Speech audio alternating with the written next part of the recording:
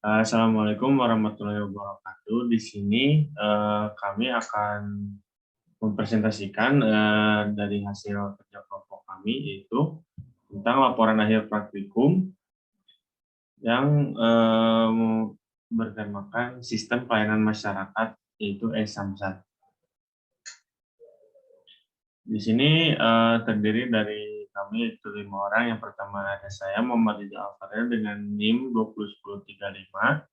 Yang kedua ada Hiranur Afifah dengan NIM 2010366. Yang ketiga ada Hana Ratu Pertiwi dengan NIM 2010058. Yang keempat ada Hani Arum Pertiwi dengan NIM 2010059 dan Muhammad Abdullah dengan NIM 2011131.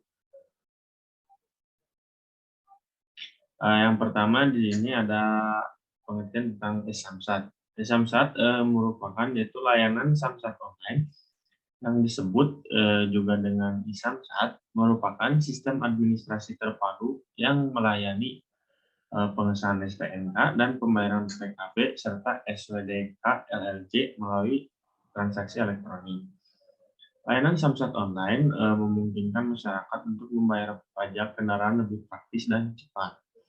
Hanya itu, hanya melalui website resmi Samsat atau aplikasi berbasis Android, pembayaran pajak kendaraan juga dapat dilakukan melalui ATM atau anjungan tunai mandiri.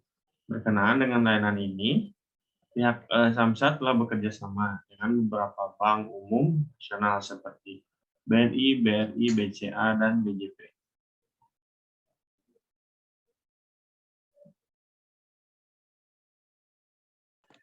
Selanjutnya di sini ada kebutuhan fungsional.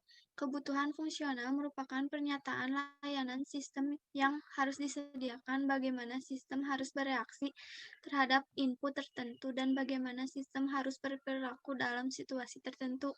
Sebagai contoh adalah bagaimana sistem beroperasi terhadap input informasi atau bentuk informasi yang bagaimana yang harus ditampilkan, dan sebagainya.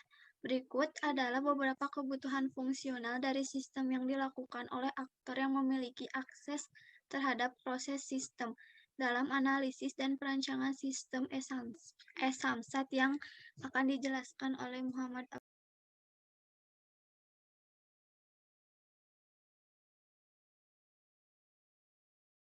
Untuk yang selanjutnya ada tabel kebutuhan fungsional sistem.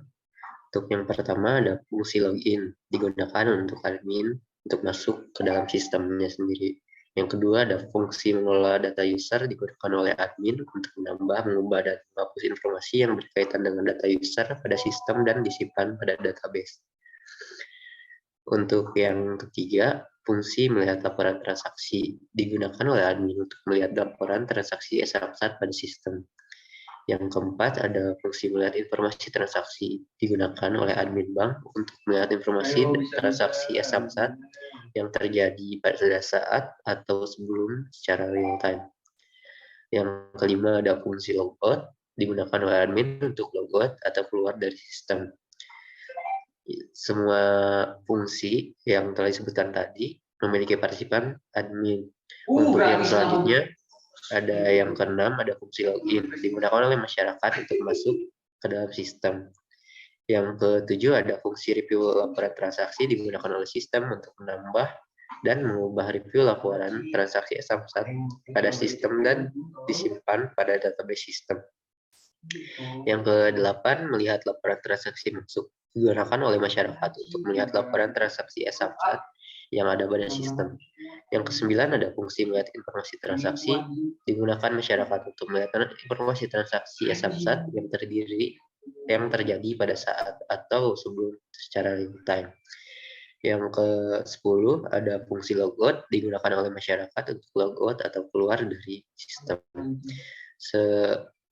Fungsi nomor 6 sampai nomor 10 memiliki partisipan masyarakat.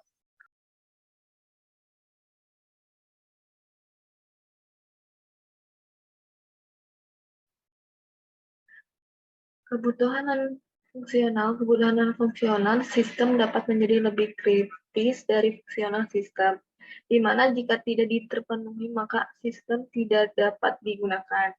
Berdasarkan kebutuhan fungsional sistem yang telah dijelaskan sebelumnya, maka diharapkan sistem yang dirancang mampu memiliki hal-hal berikut. Yang ke satu, usability, mudah digunakan oleh admin dalam mengelola user dan aplikasi laporan e-Samsat.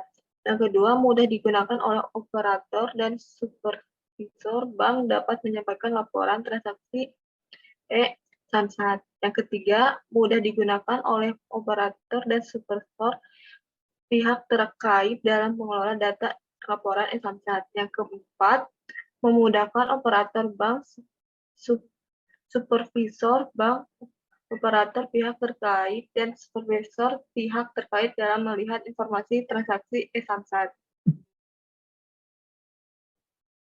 Yang kedua ada functionality yang mempermudah dalam memberikan laporan.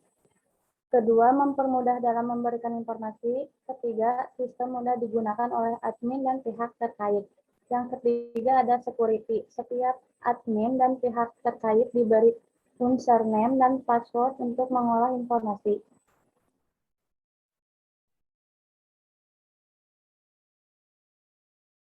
Oke, itu saja presentasi dari kelompok kami. Mohon maaf bila ada salah kata dan kekurangan. Assalamualaikum warahmatullahi wabarakatuh.